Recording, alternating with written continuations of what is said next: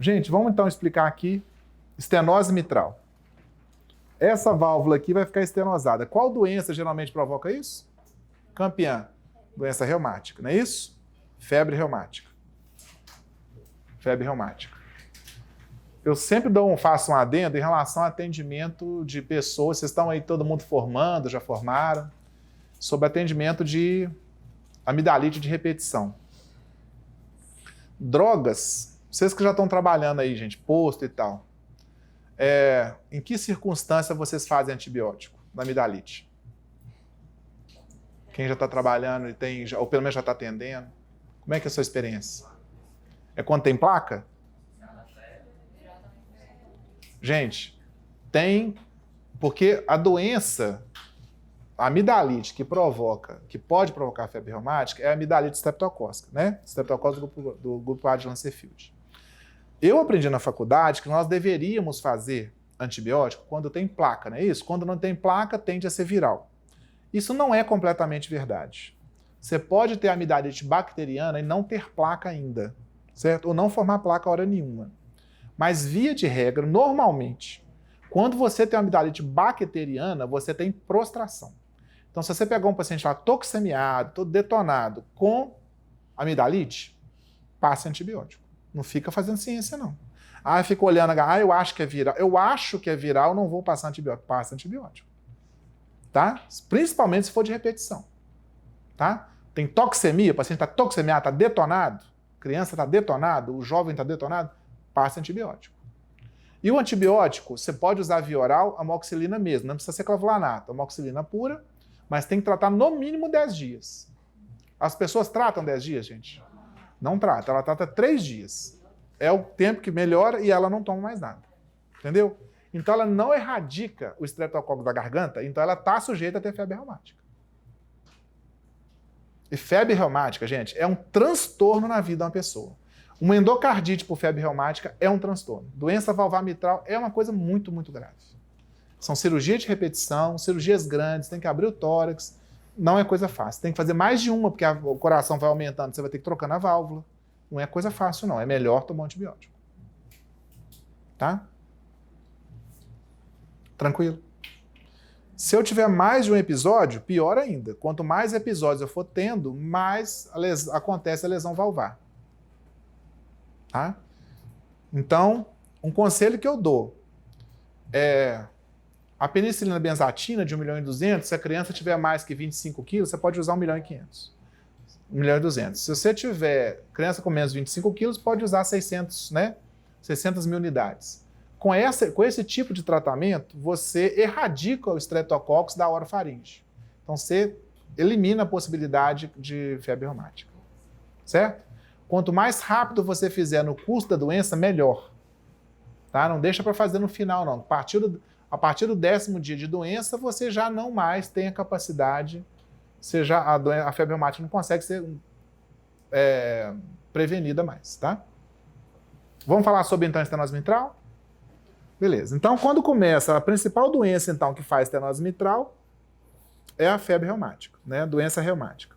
A doença reumática, quando ela é aguda, lembra, a pessoa está essa semana com artralgia, todas aquelas coisas de febre reumática. O que vai acontecer agudamente com essa válvula? Ela vai ficar insuficiente ou vai ficar estenótica? Ela fica mole. Então ela fica insuficiente. A febre reumática aguda, ela dá insuficiência valvar. Então ela vai dar qual sopro mesmo? Qual sopro? O sopro de insuficiência mitral. Insuficiência mitral. Óleo sistólico. Temos que ficar repetindo isso até acreditar. Lembra que chama óleo sistólico? Sopro óleo sistólico. Insuficiência mitral. Volta o sangue lá para o átrio esquerdo. Na medida em que a pessoa desenvolve a doença, cronifica-se da doença, o que a doença provoca nessa válvula? Calcificação. Essa válvula se calcifica e o aparelho subvalval que sustenta a válvula começa a endurecer. Na medida que esse aparelho endurece, o aparelho subvalval endurece, calcifica, essa válvula começa a ficar o quê? Ó, começa a acontecer isso aqui, ó. Ó. Ela começa a aproximar suas cúspides e ela, ao invés, ela tá assim, ela normalmente abre assim. Ó. Se eu fizer um eco de vocês agora, a válvula de vocês abre assim, ó. esse folheto aqui, ó, ele quase encosta aqui no septo interventricular. É muito bonito de ver. Abre assim. Quando a pessoa tem febre reumática, ela abre assim, ó. Faz até treme na ponta, assim, de tanta velocidade que o sangue passa. Faz assim, ó. Dá para ver direitinho no eco, tá? Então ela fica estenótica. A gente fala assim, abertura em cúpula de igreja. Abre igual uma cúpula de igreja, como se fosse uma cúpula, tá? Em abóbada de igreja, em cúpula de igreja. Então ela fica estenótica, o sangue passa com dificuldade do átrio para o ventrículo na febre reumática cronificada. Durante a evolução da febre reumática. E o que vai acontecer? Qual câmara cardíaca será sobrecarregada? Átrio esquerdo. Então vamos lá, vamos virar aqui para a gente ver o átrio. Lembra que o átrio esquerdo é posterior? Lembra? Fica aqui atrás, ó. O átrio esquerdo fica aqui atrás. Então o átrio esquerdo fica, ó. Tá aqui assim, o átrio esquerdo. Então essa câmara aqui vai ficar sobrecarregada. Quando essa câmara aqui fica sobrecarregada, ela vai aumentar de tamanho, não vai? Quando ela aumenta de tamanho, ela se sobrecarrega, qual parte do eletrocardiograma vai alterar? Onda P. A onda P vai aumentar a sua duração, tá? Ao invés de durar 2 milímetros, ela dura um pouco mais. Lembra que cada milímetro no eletro é 40 milissegundos, lembra? Ela normalmente dura até 80 milissegundos, 2 quadradinhos pequenos. Ela vai durar um pouco mais. Acima de 80 milissegundos. Muitas questões cobram assim. Quando você tem estenose mitral, tem sobrecarga do ventrículo esquerdo? Essa câmara aqui vai ficar sobrecarregada? Não. Então vocês vão notar que a estenose mitral protege o VR. Entre aspas, né? Não vai acometer o VR. É uma doença que não tem acometimento de VR. Fechado? O que vai acontecer com o passar do tempo? O principal achado, então, que vai ter é o aumento do átrio esquerdo, não é? Quem que passa aqui atrás do átrio esquerdo? O esôfago passa aqui atrás. Então, o que acontece? Uma compressão do esôfago. Pode comprimir o esôfago e pode comprimir o nervo laringeu recorrente, não pode? Quando comprime o laringeu recorrente, vai dar o quê? Rouquidão. E se comprimir o nervo laringeu superior? Perda do timbre de voz. A pessoa não consegue variar o tom de voz. Laringeu superior, perda do timbre de voz. Laringeu recorrente, rouquidão. Por alteração do movimento das cordas vocais. Vamos continuar comigo aqui? Olha bem. Tem estenose mitral, então já havia repercussão lá atrás. Pode dar disfagia? Estenose mitral pode ter disfagia? Pode estar comprimindo o esôfago, a pessoa pode ficar disfágica. Né? Outra coisa. O sopro nós já vimos que vai ser um sopro diastólico. E esse aparelho aqui, calcificado, presta atenção. Esse aparelho começa a calcificar quando na fase de enchimento rápido, que a válvula se abre, vai ter um barulho. É chamado clique de abertura da mitral. Eu quero que vocês tomem cuidado na hora de marcar isso na prova. Porque é assim, quando tem clique de abertura, a válvula ainda está boa, ela ainda mexe um pouco. Clique de abertura da mitral não é sinal de gravidade da doença. Pelo contrário. Clique de abertura da mitral indica que a válvula tem mobilidade, ainda, apesar da doença. Na progressão da doença, o que vai acontecer? Ela perde o barulho do clique de abertura mitral. O clique de abertura é um barulhinho antes do B1. Truntar, antes do B1. Mas ele acontece na fase de enchimento? Na fase de enchimento rápido.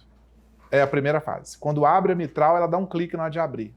E é sinal que a válvula está doente, mas ela não está tão acometida. E aí eu vou ouvir o clique antes do sopro? Você ouve o clique antes do sopro. Que o sopro é quando o sangue já está descendo, né? Tá bom? Desculpa, quando o sangue está descendo. Do átrio para o ventrículo. Pessoal, vocês concordam comigo que aquele raciocínio vale aqui também? Quando esse átrio esquerdo começa a aumentar progressivamente, as fibras de condução atriais, a condução elétrica atriais começa a se romper, não começa? Começa a gerar aqui circuito de reentrada dentro do átrio. E os circuitos de reentrada é que vão provocar a fibrilação atrial. Concorda? Então, qual que é o risco que tem no paciente com estenose mitral? Pode morrer de quê? Pode morrer de AVC também. Ou uma embolia arterial, pode ter um AVC, pode ter uma embolia arterial para o braço, para a perna, para o rim, enfim, qualquer lugar. Para a própria coronária, às vezes o trombo sai e entra na coronária e faz um infarto. Cria trombo. Estenose mitral é uma doença trombogênica. Por quê? Porque pode gerar fibrilação atrial. Isso está bem entendido? Como é que é a característica do sopro da estenose mitral? Lembra que a gente falou que é um ruflar diastólico? Ruflar é uma coisa que aumenta de intensidade na medida em que há diástole. Então você tem isso aqui, ó. Você tem B1, TUM, B2, TUM, B2, tá. Às vezes você tem TRUM aqui por causa da abertura, do clique de abertura, não é isso? Clique de abertura da mitral. Pode ter um TRUM aqui. E aí você tem isso aqui, ó. Isso é ruflar. Parece até uma caixa de som. Ele aumenta com o passar da diástole, ele aumenta de intensidade. Porque começa a descer sangue e depois ainda tem a contração do átrio. Tá? Ele aumenta de intensidade. Tuntá, tuntá, tá? Isso é o sopro de ruflar diastólico. Parece fácil, parece que você vai escutar e vai escutar isso. Não é simples assim na hora de escutar. Mas quando a gente faz o eco, é incrível. O barulho é exatamente esse. E o gráfico que sai no eco é assim. Sai exatamente assim lá no aparelhinho. Mas aí, a gente tem né, quem faz tem um privilégio de ver isso aí. É muito bonito você associar, né, a clínica com a válvula. Só lembrar lá no eletro, quem for ter o curso de eletro comigo, espero que todos tenham, porque é obrigatório você vir, porque depois você não vai entender, se você não vier. Tem um negócio que chama índice de Morris, que você vai ver o aumento do átrio esquerdo lá no V1. No V1, a onda P ela é bifásica e ela fica mais negativa quando o átrio esquerdo está sobrecarregado. Chama índice Morris. Na radiografia de tórax, quais são os achados de sobrecarga do átrio esquerdo? Tá vendo aí? Essa foto aí do raio-x aí embaixo. Olha lá, o sinal do duplo contorno cardíaco. Aqui, você tem um contorno aqui. Presta atenção no que é isso, ó. Esse átrio esquerdo não aumenta? Então ele vai aparecer um pouquinho do lado de cá. Aqui, ele fica atrás do coração. Muita gente acha que ele é do lado esquerdo, que ele não fica do lado esquerdo, ele fica atrás. Então quando ele aumenta, aparece uma sombra aqui. Isso aparece um raio-x desse lado aqui, ó. Esse é o duplo contorno cardíaco. Ok? Aparece do lado de cá, do lado, na imagem à direita. Tá? Depois aparece um negócio chamado sinal quarto arco. Você tem um arco aórtico aqui em cima e essa outra imagem aqui, ó. Tem um arcozinho aórtico aqui, que geralmente está mais pronunciado, e aqui tem uma imagem, esse abaulamento chamado quarto arco. Esse quarto arco é o aumento do átrio esquerdo à esquerda. Ele fica grandão aqui, aparece um chamado quarto arco.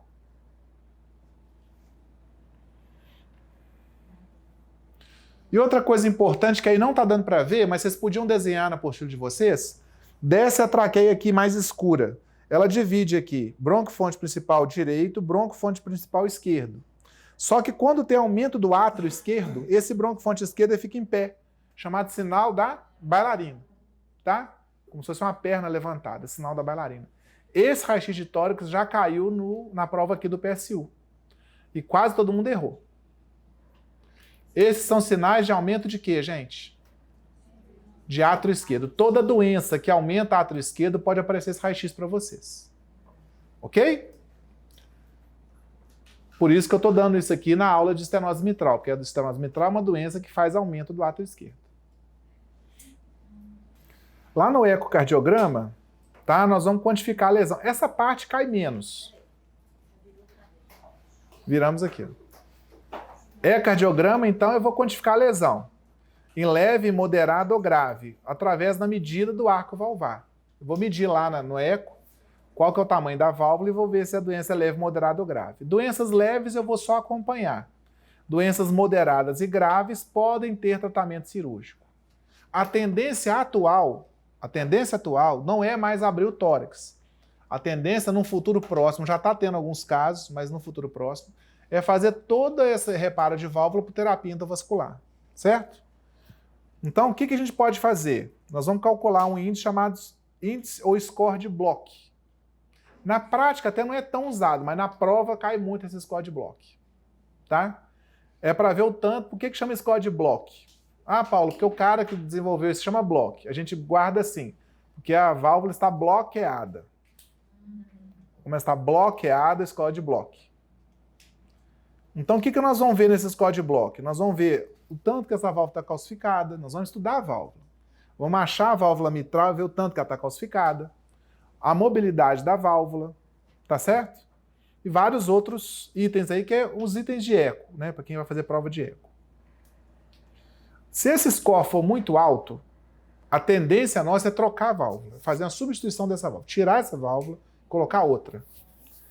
Se o score for baixo, a tendência é manter a válvula e fazer no máximo a plastia da válvula, uma correção da válvula.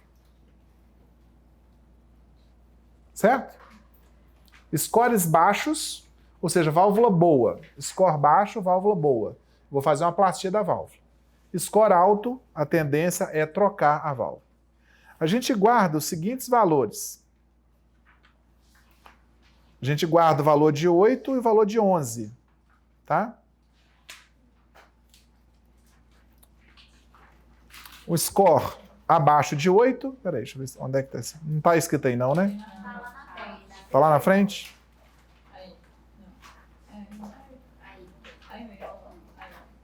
Isso. Se o bloco estiver muito baixo, vamos lá, eu vou fazer valvoplastia. Então, eu vou fazer uma valvoplastia percutânea com balão. Tá? Vou entrar com o balão lá pela aorta, vai vir pela aorta, desce aqui o catéter para aqui. Aí, essa válvula não está estenótica? Eu coloco o balão aqui dentro da válvula, o balãozinho fica aqui, ó. Insuflo o balão, ela abre essa válvula.